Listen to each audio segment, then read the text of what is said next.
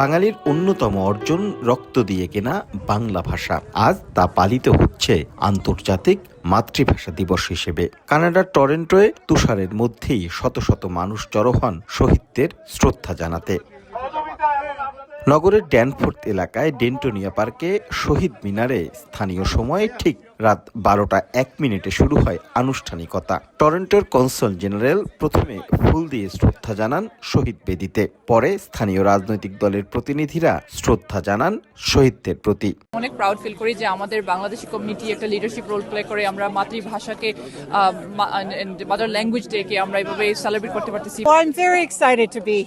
এখানে থাকতে পেরে আমি খুবই উচ্ছ্বসিত। এই স্মৃতিস্তম্ভটি নির্মাণে আমি বাংলাদেশি কমিউনিটির সঙ্গে খুব ঘনিষ্ঠভাবে কাজ করেছি, আর এটি বাংলাদেশি কানাডীয় কমিউনিটি এবং এই পাড়ার জন্য এক অনন্য সাক্ষ্য।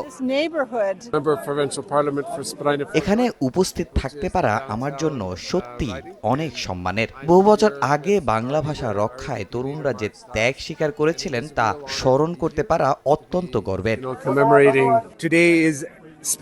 আজকের দিনটি শুধু বাংলাদেশের জন্য নয়, পুরো বিশ্বের জন্য। আজকে বিশেষ দিনে অংশ নিতে পেরে আমি আনন্দিত। হাজার ক্রোশ দূরেও নিজ ভাষা আর শহীদদের প্রতি একে একে শ্রদ্ধা জানান বাংলাদেশের রাজনৈতিক দল, অঙ্গ ও সহযোগী সংগঠনের প্রতিনিধিরা। সামিল হন বিভিন্ন শ্রেণী পেশার মানুষ। টরন্টোবাসী সব বাঙালি যারা আছি সবাই একত্রিত হয়ে আজকে এই ভাষা দিবসে রাত 12টার পরে কনকনে ঠান্ডা বরফ, তারপরে সবাই আমরা এসেছি। আজকের এই মহান 21শে ফেব্রুয়ারি দিনটাকে ইন্টারন্যাশনাল মাদার ল্যাঙ্গুয়েজ ডে হিসেবেও পালন করা হয় সারা বিশ্বে।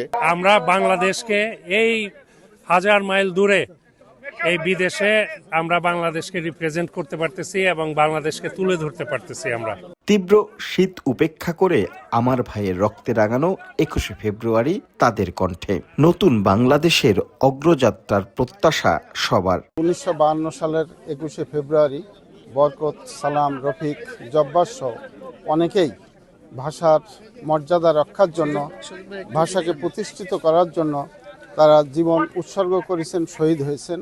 আজকে তাদেরকে আমরা শ্রদ্ধাভাবে স্মরণ করি। ভাষার সংস্কৃতি কৃষ্টি চর্চার মাধ্যমে আমাদের পরবর্তী প্রজন্মের সাথে বাংলাদেশের একটি সুন্দর যোগসূত্র স্থাপন হবে। 2021 সালে টরন্টোতে নির্মিত হয় এই স্থায়ী শহীদ মিনার।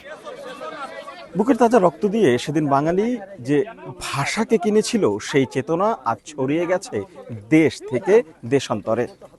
তারই প্রমাণ এই সাদা শুভ্র দেশেও পালিত হচ্ছে আন্তর্জাতিক মাতৃভাষা দিবস। রাশেদ লিমন, সময় সংবাদ, টরন্টো, কানাডা।